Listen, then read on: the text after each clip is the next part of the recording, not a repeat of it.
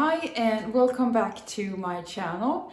So today I am back with another haul video. So this will be the second video in a series of probably 3 haul videos. Like I said in my last video, during the second half of 2022 I bought a lot of books, but I didn't make a single haul video. So I have a lot of books to show you, and I don't want to make one hour-long haul video because I don't think that would be fun for anyone to watch. So I'm splitting it up into 3 videos instead. And today I am mainly going to talk about books that I haven't read yet. There is one I have read and then 2 that I've sort of started reading. So first up is A Wild Sheep Chase by Haruki Murakami, and I am reading the English translation by Alfred Birnbaum, and this book is from 1982, so it's one of Murakami's earlier books. And I guess that anyone who's watched any of my previous videos is not surprised that I'm talking about Murakami. I don't think I made a single book video without mentioning him, and I'm a big fan of his books, so I'm sort of reading through his catalog. And even though this one is one of his earlier books, it still got his atmosphere and vibe, which is one of the main reasons why I love his books so much. And this book is about a very ordinary man in Japan who, through his business, gets thrown into a search and chase after a particular sheep who a very powerful man wants him to find for him. I know it sounds very strange, but it's very Murakami, and I read about half of this book, and so far I am really enjoying it. Next up is a classic. It's The Strange Case of Dr. Jekyll and Mr. Hyde by Robert Louis Stevenson from 1886. And this is a classic, like I said, so I'm not going to get into the details of the story because I guess most of you know the story of this book. And I have sort of made a goal for myself to try to read as many of the classics that I haven't read. And this one I decided to listen to as an audiobook, and I'm really glad I did, because the audiobook made a great effort of setting a mysterious and dark atmosphere, and this is one of the classics that I have enjoyed the most. Next we are going for something a lot newer. So this book is from last year, and it's Babel by R.F. Kuang, and I guess most of you recognize this book. It's been super hyped on BookTube, and I was swept up in the hype. And as I guess most of you also know, it's a very long book, and so I decided to try it out as an audiobook. So I bought it on Audible, and I've listened to about 4 hours out of 18 hours, I think, or maybe even 20. It's really long. And so far, I have a lot of thoughts, I have a lot to say.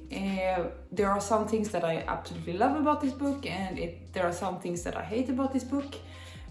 So at least it's not boring, it's interesting, and I am enjoying listening to it. I think that the person reading the book is doing a good job, which is very important when it comes to audiobooks. So I am going to talk more in depth about the plot of the book and what I think about it in an upcoming sort of what I've read wrap-up video. So next we are going back in time again to 1934 and to Tender is the Night by F. Scott Fitzgerald. And last year I read The Great Gatsby for the first time, and I absolutely loved that book. I loved it so much that I decided that I wanted to read more by him. So I looked through his catalog and read about what the books are about, and this one really caught my eye. It's set on the French Riviera, which is where I live, so that's fun. and it's set during the sort of twilight of the Jazz Age, and that just sounds very intriguing to me. So this is a book that I'm very, very much looking forward to reading. So for the next book, we are staying with F. Scott Fitzgerald, and this book is a collection of his short stories, basically. It's 1,000 pages long book, so a lot of short stories, and I have only read 2 so far, so I have a lot still to read. And I decided to pick this one up because I have a lot of long books that I'm going to read this year, so I want to be able to like cut in here and there with something different than what I'm currently reading without having to start a whole new book. So I think it will be perfect to read one or two of his short stories when I feel like I need some variety to my reading, and like I'm getting maybe a bit bored with what I'm reading, or just looking for something different. So I think this will be perfect to have in my iPad to just bring up whenever I feel like reading something different. And with the next book, we are moving back into the 21st century. And this book is My Struggle 2 by Karl Ove Knausgård from 2011. And I am reading the Swedish translation, which was done by Rebecca Alsberg. And last year I read the first book in this series. So for those of you who don't know, this is an autobiographical novel series in 6 parts by Norwegian author Karl Ove Knausgård. And he is a writer who lives in Sweden, and he writes in these books about his life, his thoughts, and sort of the media reaction to his books. And these books have been like a big topic of interest in the Scandinavian sort of media and cultural debate. So they are very fun and interesting for me to read. And so the first book was mainly about his childhood in Norway, and now I'm very much looking forward to getting into his adult life a lot more. Next up is Gods of Jade and Shadows by Silvia Moreno Garcia, and this book is from 2019. I have heard so much about her books on BookTube, but I have never actually read anything from her. So now I have decided to pick this one up, and I'm very excited. I decided on this one because apparently it's a mixture of fantasy, historical fiction, and some Mayan mythology thrown in there as well. And I just think that this sounds very like fun and different, and something that I have never read before. And this one is also set in the Jazz Age, but this time in Mexico. And I like the plot is that the main character sets free a Mayan god, and then stuff happens after that. So I think that sounds very interesting, and I'm very excited to read this one, and then hopefully I like it and I'm going to move on to more of her books like Mexican Gothic. Next up is Résurrection by 2 French authors, Eric Giacometti and Jacques Raven. And this book is from 2021. However, I sort of made a mistake when I bought this. It was an impulse buy at the grocery store. I saw it on the shelf, read the back, and thought, oh, this sounds interesting, let's buy it. But now when I've looked more closely at it, I see that it's part 4 in a series. So I can't start reading this one yet.